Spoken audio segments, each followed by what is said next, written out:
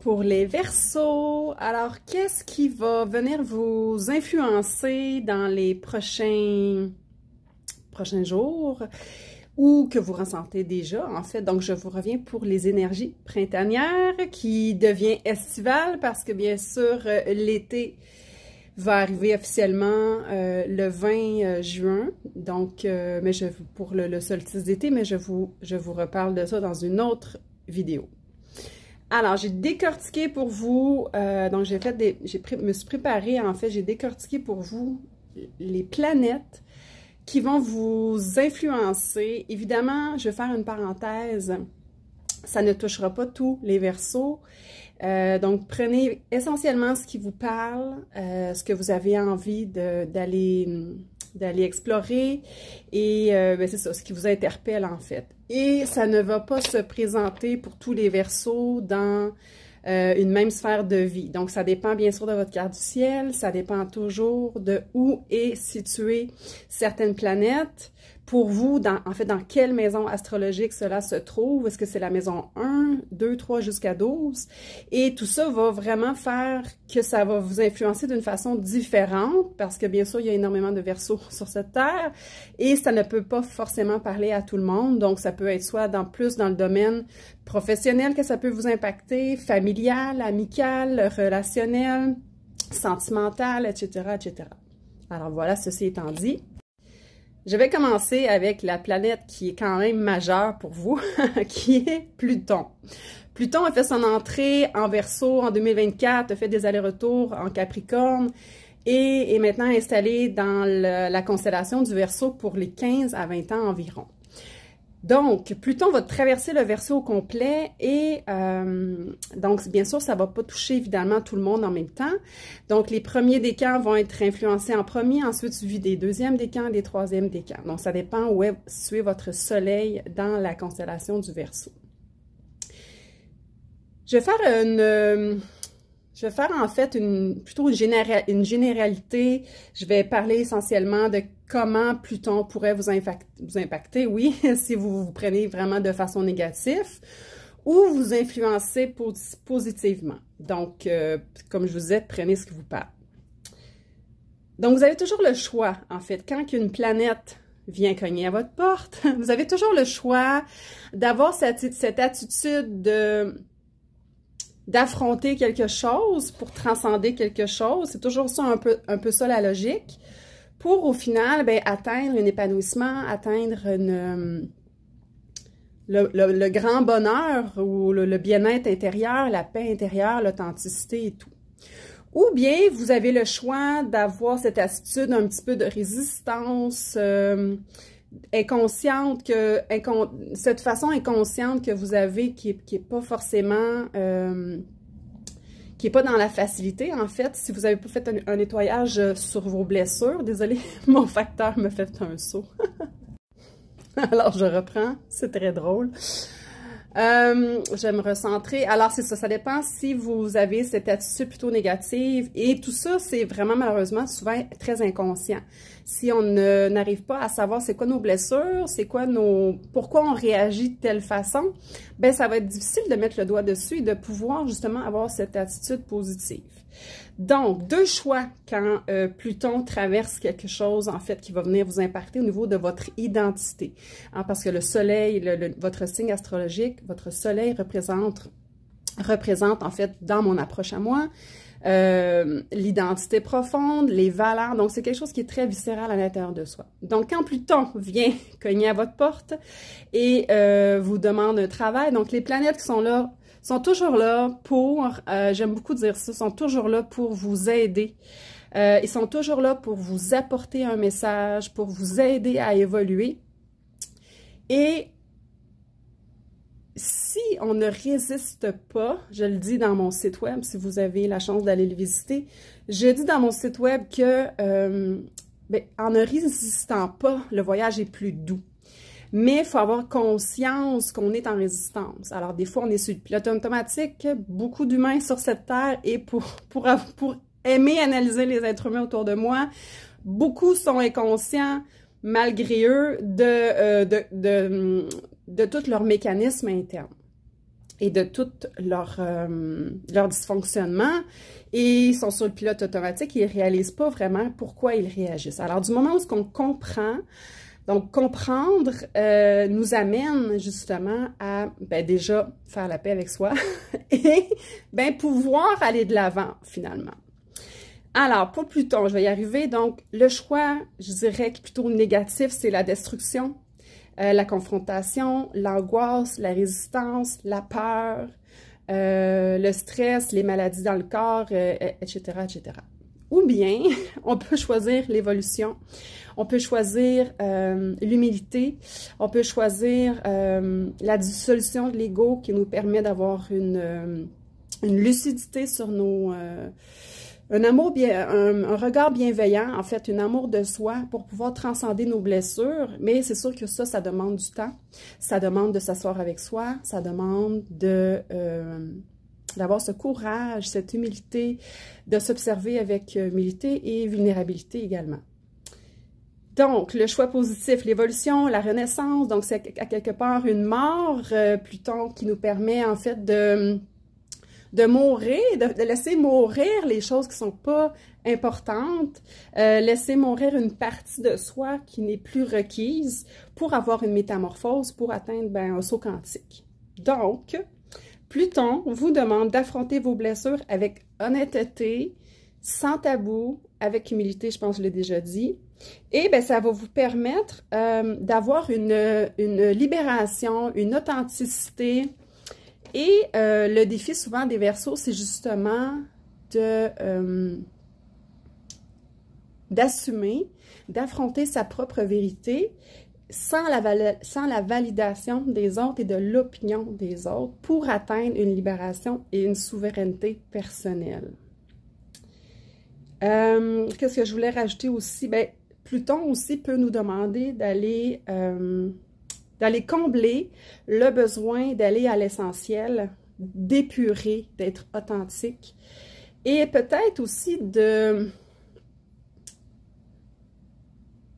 d'observer quand est-ce qu'on a voulu fitter dans le moule, parce que le Verseau ne veut pas fitter dans le moule. Il a besoin justement d'affirmer sa vérité, d'affirmer son authenticité, sans la validation des autres, sans l'opinion des autres, et en acceptant en fait de ne pas respecter certaines conventions sociales.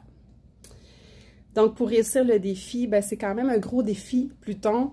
Pour certains, c'est possible que vous ne le sentez pas, tant mieux. Si vous ne le ressentez pas, c'est peut-être parce que vous avez déjà fait un travail de fond, vous avez déjà épuré des couches de blessures, vous avez probablement touché à votre ego, vous avez compris vos mécanismes internes et vous pouvez vous libérer, vous pouvez être en paix avec vous-même. Alors, je vais m'arrêter ici pour Pluton qui est en Verseau. Maintenant, toujours pour les Verseaux, alors, qu'est-ce qui va être bénéfique pour vous? Donc ça, c'est quand même une bonne nouvelle. Neptune et Saturne est officiellement en Bélier. Alors, pour vous, le Bélier, vraiment dans un aspect, un sextile qu'on appelle. Donc, c'est vraiment des énergies très encourageantes. Alors, je vais commencer avec Saturne en Bélier. Saturne en Bélier, donc déjà le Bélier, on parle d'affronter ses peurs, de se lancer des défis, de sortir de sa routine, d'être un pionnier dans ce qu'on fait. Et Saturne nous amène la structure dont on a besoin, peut nous permettre aussi d'apprivoiser une certaine solitude. Au lieu d'avoir cette solitude qui est pesante, qui peut être lourde, plutôt utiliser cette solitude, être capable d'apprivoiser la solitude pour en faire une alliée, en fait, dans sa vie. Bien sûr, Saturne peut être une planète qui peut nous montrer nos limites, nos blocages, nos peurs et nos limitations. Donc, le fait que Saturne soit en Bélier, c'est justement d'avoir ce courage d'aller affronter tous les blocages qu'on peut avoir, des limitations, des grandes peurs, pour atteindre quelque chose, pour réaliser quelque chose d'important et significatif qui qu'on a peut-être mis de côté. Donc, pour les Verseaux, ça va peut-être parler. Donc, si vous avez des choses, des objectifs que vous vouliez atteindre, ben Saturne en Bélier, c'est vraiment le moment de vous structurer, d'avoir cette discipline et d'affronter des limitations que vous aviez. Donc, ça va vous aider, justement. Donc, le fait que, oui, Pluton en Verseau est quand même... ne passe pas inaperçu, mais le Saturne en Bélier va vraiment vous donner des énergies très encourageantes. Maintenant, une autre énergie favorable pour vous, les Verseaux, c'est cette planète Neptune qui est en Bélier, toujours dans un aspect sextile avec vous, donc un aspect très encourageant. Alors, Neptune, qu'est-ce que j'ai précisé ici? Alors, Neptune, c'est vraiment... c'est le maître du poisson et c'est une énergie qui est très intangible, invisible, émotive. Alors, on demande à ce moment-là d'aller affronter vos émotions, de peut-être sortir de la victimisation, de dissoudre votre ego, donc j'en parlais plus loin, et de peut-être affronter des possibles addictions, des possible dépendance, que ce soit affective ou de substance quelconque. Si ça vous parle, tant mieux. Si ça vous parle pas, ben laissez couler. Et Neptune en Bélier va justement vous aider à reprendre votre pouvoir, à peut-être sortir de la victimisation, je l'ai mentionné, mais à ne plus se fondre dans l'autre et être capable de ne plus avoir ce don de soi, mais vraiment de façon démesurée, et d'être capable de se prioriser. Donc voilà, qu'est-ce que je voulais préciser à ce sujet. Et peut-être aussi, pour certains, ça peut parler. Donc peut-être, Neptune en Bélier peut être aussi une énergie. Donc le Bélier aime commencer des choses, aime démarrer des choses, aime entreprendre des défis. Alors, Neptune, peut-être, peut l'encourager à débuter, à commencer un certain processus de spiritualité, peut-être s'initier à toute forme de spiritualité, une pratique spirituelle qui pourrait vous aider justement à, en tant que Verseau, trouver votre unicité, trouver votre identité, trouver votre vérité à vous. Alors voilà, sur Neptune en Bélier. Maintenant, je vais parler de Uranus. Uranus qui va rentrer en Gémeaux à partir du 8 juillet. Donc, Uranus en Gémeaux va vraiment vous apporter un beau trigone. Alors, qu'est-ce qu'un trigone? C'est un aspect de 120 degrés, donc directement avec vous, de les Verseaux. Et étant donné que le Gémeaux est également un signe d'air, donc c'est vraiment une énergie qui est encourageante, un peu comme les aspects sextiles, mais j'ai envie de dire sur du long terme. Alors, Uranus demande une sérieuse mise à jour, donc tout dépendant dans quelle sphère de votre vie. Donc, où est votre Uranus dans votre carte du ciel en Gémeaux? Donc, une sérieuse mise à jour, donc pour vous rapprocher de plus en plus de votre authenticité, pour enlever des couches, pour enlever vos masques, pour être le plus proche de votre vérité, bien sûr, et également de peut-être voir tous les compromis que vous avez faits et que là, c'est le temps de ne plus accepter des choses qui ne sont plus salutaires, qui ne sont plus bénéfiques dans votre vie. Donc, une sérieuse mise à jour. Évidemment, Uranus va traverser le Gémeaux environ pour les 8 prochaines années. Environ. Donc, va toucher le premier décan du Verseau, va toucher le deuxième décan ensuite et le troisième décan. Donc, un aspect encourageant sur du long terme. Uranus, c'est vraiment une planète qui vient décoiffer. C'est vraiment un tremblement de terre. Si vous êtes aligné dans votre vie, bien sûr, ça va ne pas vous toucher. Mais si Uranus touche votre maison professionnelle, ben là, va vous demander une sérieuse mise à jour. Une mise à jour dans votre emploi actuel, une mise à jour complètement, donc soit garder votre travail, mais avec certaines mises à jour au niveau des tâches, changer d'emploi ou avoir une promotion au sein du même département. Donc, il y a vraiment une mise à jour à faire. Si ça touche votre couple, ben là, il y a une mise à jour à faire. Donc, soit que ça passe ou ça casse, soit que on peut parler souvent de thérapie de couple, on peut parler de discussions sérieuses, de voir qui, justement, les compromis dont je parlais.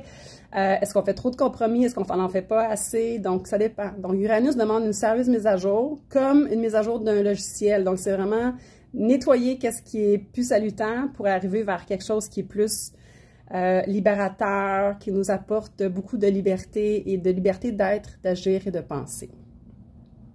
Donc voilà.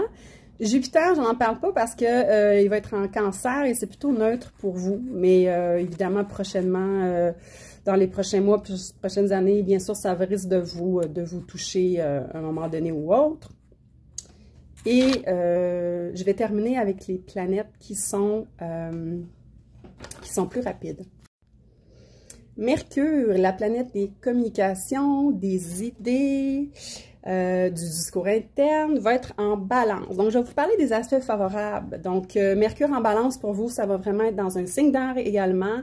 Donc, ça va être un beau trigone avec vous, donc un aspect encourageant sur du long terme. Donc, du 19 septembre au 7 octobre, Mercure en balance, communication fluide, idées claires, discours interne doux.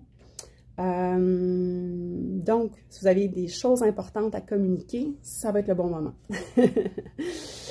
Vénus va être en Gémeaux du 5 juillet environ jusqu'au 1er août. Vénus, la planète de l'amour-propre, la planète des relations interpersonnelles, de l'amour, des relations sentimentales et peut-être même de l'argent, si ça vous parle.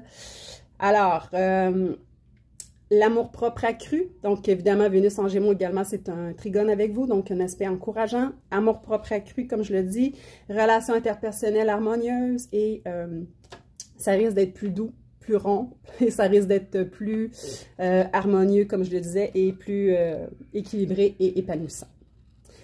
Mars en balance du 7 août au 23 septembre va être favorable pour vous également dans un signe d'air. Mars, qu'est-ce que Mars? Alors, Mars, c'est la planète de l'action, de l'affirmation de soi, de nos motivations profondes. C'est vraiment le moteur, qu'est-ce qui nous permet de se mettre en action.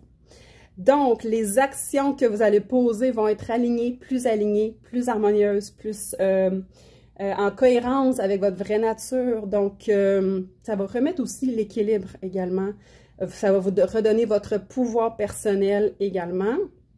Plus facile de s'affirmer, donc c'est d'avoir des choses à dire et à affirmer sur votre identité personnelle, bien, ça risque d'être mieux reçu et vous allez être plus aligné, plus épanoui. Alors voilà les Verseaux, j'espère que ça vous a plu, j'espère que ça vous a parlé. Si vous avez envie d'aller plus en profondeur et que vous voulez surtout savoir quels sont vos ressentis pour les expliquer, et dans quelle sphère de votre vie également, donc si vous n'avez pas votre carte du ciel, ben ça va vous indiquer si vous avez si vous avez une consultation avec moi, ben c'est sûr que vous allez pouvoir être mieux fixé et vous allez savoir dans quelle sphère de votre vie, eh bien tout ça va vous influencer. Je vous souhaite une belle journée, gros bisous, bye!